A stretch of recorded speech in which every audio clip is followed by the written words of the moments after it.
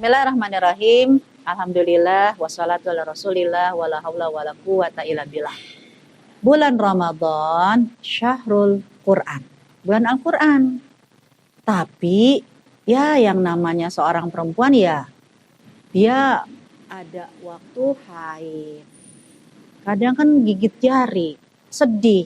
Ya Allah gimana nih? Lagi haid, padahal kepingin banget tetap khatam Al-Quran, tapi lagi haid. Akhirnya banyak tuh pertanyaan-pertanyaan, Ustazah boleh gak sih lagi haid baca Quran? Ustazah boleh gak sih please, kepingin banget khatam Quran. Nah, jauh sebelum kita mengatakan boleh atau tidak boleh, pertama, surat Al-Baqarah ayat 185, ketika Allah menurunkan Al-Quran, syahrul Ramadan alladzi unzila fihil Quran, diturunkan Al-Quran di bulan Ramadan, tujuannya adalah bukan sekedar kamu main banyak-banyakan hatam, kamu main banyak-banyakan hafalan. Tujuannya apa? La'allakum tashkurun, agar kalian itu bersyukur. Jadi hakikatnya ketika kita kepingin menghatamkan Al-Quran, karena kita merasa, ya Allah, Allah banyak banget ngasih rezeki buat kita. Ya Allah, begitu banyak nikmat yang Allah berikan kepada kita. Nggak cukup ya Allah, saya cuma alhamdulillah. Nggak cukup ya Allah, saya cuma ruku dan sujud. Tapi ternyata apa wujud syukurnya kita dengan menghatamkan Al-Quran, dengan mendekatkan diri kepada Al-Quran. Nah, jadi kita bagi wanita yang haid harus paham dulu Al-Quran ini diturunkan di bulan Ramadan tujuannya agar kita menjadi pribadi yang bersyukur. Kalau kita kepingin dekat dengan Al-Quran sebagai pribadi yang bersyukur, apakah hak Al-Quran hanya dibaca saja?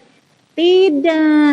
Sehingga nanti bagi kita yang punya pendapat lagi haid gak mau baca Al-Quran, gak apa-apa.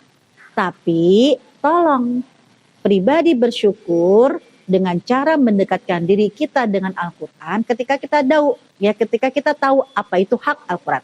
Satu, hak Al-Quran adalah al-qiraah sebagai buku bacaan. Kalau memang hak Al-Quran sebagai buku bacaan, berarti rasa kebahagiaan kita dengan membaca buku Al-Quran ini. Berarti dengan tilawah.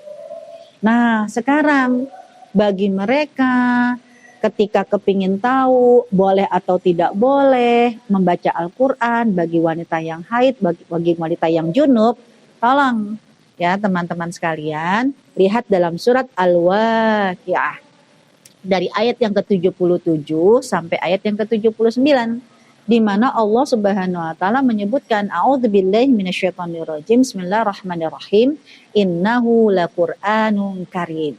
Sesungguhnya Al-Qur'an yang mulia. Al-Qur'an itu mulia, sumber kemuliaan. Fi kitabim maknun, terpelihara dalam kitab yang dijaga.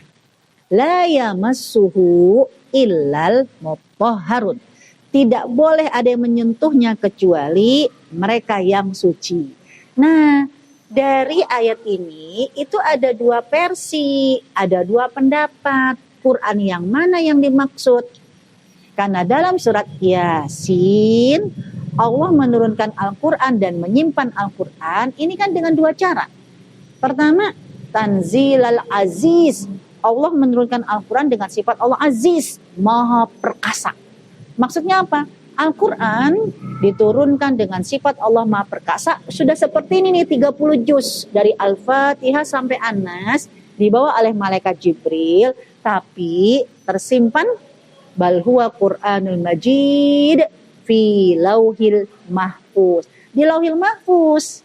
Berarti mereka yang menganggap bahwa Al-Quran yang dimaksud di ayat ini adalah Quran yang di lauhil mahfuz, bukan Quran yang di bumi. Nah, dengan demikian maksud dari tidak mungkin ada yang menyentuhnya kecuali mereka yang suci, itu adalah Quran yang di lauhil mahfuz, yang dijaga dan tidak mungkin disentuh kecuali mereka makhluk yang suci adalah para malaikat. Tapi Al-Quran diturunkan oleh Allah dengan sifat Allah yang kedua. tanzilal azizi ar-rahim. Maha penyayang. Maksudnya maha penyayang karena Al-Quran yang di Lauhil Mahfuz diturunkan kepada Nabi Muhammad tidak langsung brek 30 juz. Sedikit, sedikit, sedikit. Dan caranya bukan dengan lembaran. Caranya bukan running text diturunkan di langit. Caranya apa? Malaikat Jibril baca, didengar oleh Nabi Muhammad, lalu keluarlah lisan Nabi Muhammad. Ya, Al-Quran itu diturunkan dengan sifat Allah Ar-Rahim kepada Nabi Muhammad berupa simaan, bacaan. Lalu dari mana lembaran-lembaran ini? Para sahabat yang mendengar apa yang diucapkan oleh Nabi Muhammad, lalu mereka berinisiatif, berijtihad menulisnya. Berarti tulisan-tulisan ini, lembaran-lembaran mushaf ini adalah hasil karya para penulis wahyu yang sudah dikonfirmasi oleh Rasul. Kenapa? Karena begitu para penulis wahyu Zaid bin Sabit, Utsman bin Affan menulis, lalu diminta sama Rasul bacakan. Oh, ternyata apa yang ditulis oleh Zaid, apa yang ditulis oleh Utsman bin Affan ketika dibaca keluarnya persis seperti ayat Al-Quran yang dibacakan oleh malaikat Jibril. Dari sini berarti apa? Mereka yang memahami surat Al-Waqiah, Al-Quran yang dimaksud bukan Quran yang di Lauhil Mahfuz, tapi Quran yang di bumi. Dan Quran yang di bumi, lembaran-lembaran ini bukan lembaran dari langit. Ini adalah hasil karya para penulis wahyu. Karena Nabi Muhammad diturunkan Al-Quran tidak dengan lembaran diturunkan.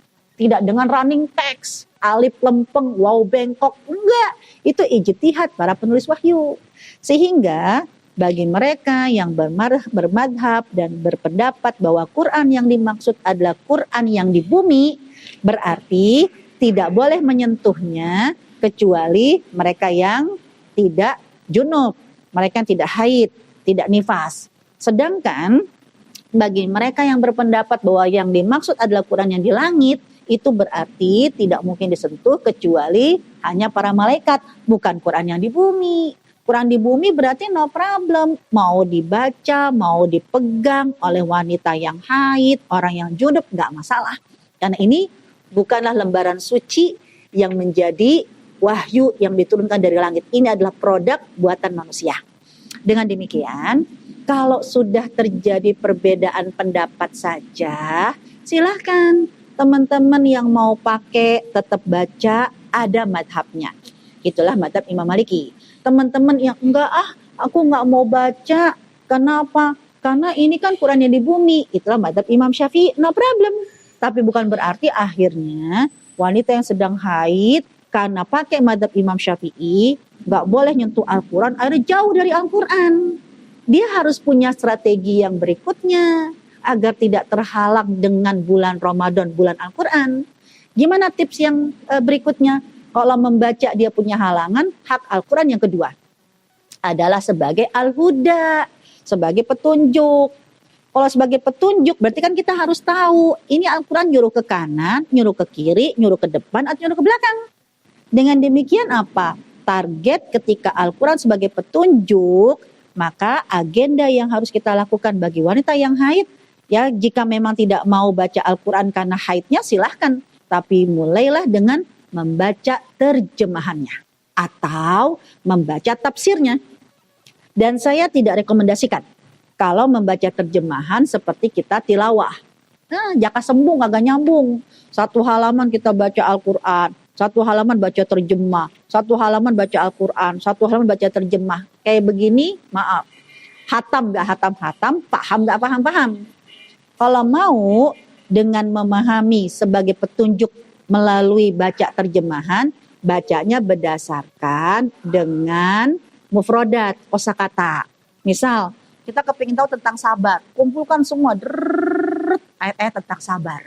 Kita kepingin tahu ya tentang perempuan, kumpulkan semua ayat-ayat tentang perempuan.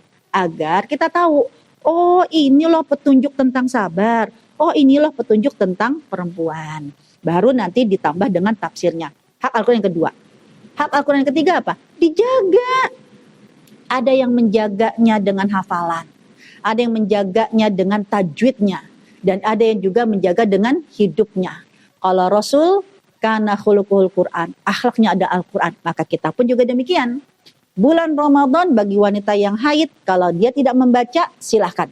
Tapi hak Al-Quran yang kedua sebagai petunjuk dengan memahaminya, hak Al-Quran yang ketiga sebagai role model ya untuk dijaga, maka kita akan menjaga dengan akhlak-akhlak kita. Wallahu a'lam bishawab. Akhirul kalam. Assalamualaikum warahmatullahi wabarakatuh.